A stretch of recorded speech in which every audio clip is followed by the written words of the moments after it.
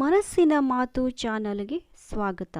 ಈ ಚಾನಲನ್ನು ಸಬ್ಸ್ಕ್ರೈಬ್ ಮಾಡಿ, ಲೈಕ್ ಮಾಡಿ, ಶೇರ್ ಮಾಡಿ. ಪ್ರತಿಯೊಬ್ಬರಲ್ಲೂ ಕನಸುಗಳಿರಬೇಕು. ದೇಶಕ್ಕೆ ಅಭಿವೃದ್ಧಿಯ ಕನಸುಗಳಿರಬೇಕು. ಕನಸಿದ್ದರೆ ಮಾತ್ರ ಸಾಧ್ಯ. ಯಾವ ಮನುಷ್ಯನಿಗೆ ಕನಸುಗಳೇ ಇಲ್ಲವೋ ಆತ ಭವಿಷ್ಯದಲ್ಲಿ ಏನೂ ಸಾಧಿಸಲಾರ, ಯಾವುದೇ ಕೆಲಸ ಮಾಡಲಾರ. ಕನಸುಗಳಿದ್ದರೆ ಆತ ಅದನ್ನು ಪಡೆಯಲು ಶ್ರಮವಹಿಸುತ್ತಾನೆ. ಮದುವೆ ಆಗಬೇಕೆಂಬ ಕನಸು, ಸಂಸಾರಿಯಾಗಬೇಕೆಂಬ ಕನಸು, ಸ್ವಂತ ಮನೆ ಕಟ್ಟಬೇಕೆಂಬ ಕನಸು, ಸಮಾಜದಲ್ಲಿ ಹೆಸರು ಪಡೆಯಬೇಕೆಂಬ ಕನಸು, ಸುಖ ಭೋಗದ ಕನಸು ಇತ್ಯಾದಿಗಳು ವ್ಯಕ್ತಿಯನ್ನೇ ಸಕ್ರಿಯವಾಗಿ ಶ್ರಮದತ್ತ ಹೆಜ್ಜೆ ಹಾಕಲು ಪ್ರೇರೇಪಿಸುತ್ತದೆ. ಕನಸುಗಳೇ ಇಲ್ಲದವರು ವೈರಾಗ್ಯದ ದಾರಿಯತ್ತ ಹೆಜ್ಜೆ ಹಾಕುತ್ತಾರೆ.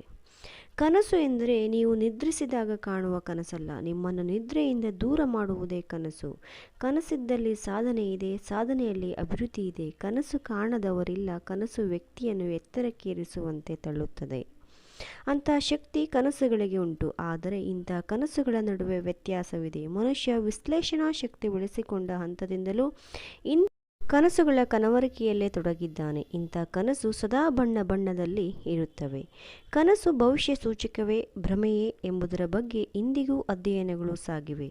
ಭಯಭೀತಿಗಳು ಕನಸು ಕಂಡ ಸಂದರ್ಭದಲ್ಲಿ ಅದು ನಿಜವಾಗಿರುವಂತೆ ದೇವರ ಮೊರೆ ಹೋಗುವ ಮಂದಿ ಒಳ್ಳೆಯ ಕನಸು ಬಿದ್ದಾಗ ಅದನ್ನು ನನಸು ಮಾಡುವಂತೆ ಅದೇ ದೇವರ ಮೊರೆ ಹೋಗುತ್ತಾನೆ.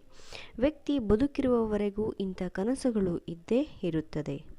ಈ ಬ್ರಹ್ಮಾಂಡದಲ್ಲಿ ಮನುಷ್ಯ ಅಣು ಮಾತ್ರ. ಆದರೆ ಅಣುವನ್ನು ಛೇದಿಸಿದಾಗ ಅದರದೇ ಒಂದು ಬ್ರಹ್ಮಾಂಡ ಕಾಣುತ್ತದೆ. ಆದ್ದರಿಂದ ವ್ಯಕ್ತಿಗೆ ತನ್ನ ಸಾಮರ್ಥ್ಯದ ಅರಿವಾದಾಗ ತನ್ನ ಪ್ರತಿಭೆಯನ್ನು ವೃದ್ಧಿಸಿಕೊಳ್ಳುವುದರೊಂದಿಗೆ ತನ್ನ ಕನಸುಗಳನ್ನು ನನಸು ಮಾಡಿಕೊಳ್ಳಲು ಯತ್ನಿಸಬೇಕು. ದೀಪಗಳಿಲ್ಲದ ದಾರಿಯಲ್ಲಿ ನಡೆಯಬಹುದು, ಆದರೆ ಕನಸುಗಳಿಲ್ಲದ ದಾರಿಯಲ್ಲಿ ಹೇಗೆ ನಡೆಯಲಿ ಎಂದು ಗಿರೀಶ್ ಕಾರ್ನಾಡ್ ತಮ್ಮ ತಲೆದಂಡ ನಾಟಕದಲ್ಲಿ ಪ್ರಶ್ನಿಸುತ್ತಾರೆ. ಮನಸ್ಸಿನಲ್ಲಿ ರೂಪುಗೊಂಡ ಚಿಂತನೆಗಳನ್ನು ನಿಜ ಬದುಕಿನಲ್ಲಿ ತರಬಯಸಿ ಆ ನಿಟ್ಟಿನಲ್ಲಿ ಪ್ರಯತ್ನಗಳನ್ನು ಮಾಡಿದರೆ ಕನಸುಗಳು ನನಸಾಗುತ್ತವೆ. ದುಬೈ ದೇಶದಲ್ಲಿ ಸಮುದ್ರದ ನಡುವೆ ನಿರ್ಮಾಣ ಮಾಡಿರುವ ಪಾಮ್ ಗ್ರೋವ್ ಐಲ್ಯಾಂಡ್ ನಮಗೆ ಅಚ್ಚರಿ ಎನಿಸುತ್ತದೆ. ಕೆಲವೇ ವರ್ಷಗಳಲ್ಲಿ ಸಿಂಗಾಪುರ ದೇಶ ಕಂಡ ಬದಲಾವಣೆಯೂ ಅಂದುಕೊಂಡದ್ದನ್ನು ಮಾಡಲು ಸಾಧ್ಯ ಎಂಬುದನ್ನು ಸಾಕ್ಷೀಕರಿಸುತ್ತದೆ. ಅನೇಕ ಸಂಶೋಧನೆಗಳು, ಆವಿಷ್ಕಾರಗಳು ಮಾನವ ಜನಾಂಗದ ಅದ್ಭುತಗಳಲ್ಲದೆ ಮತ್ತೇನು?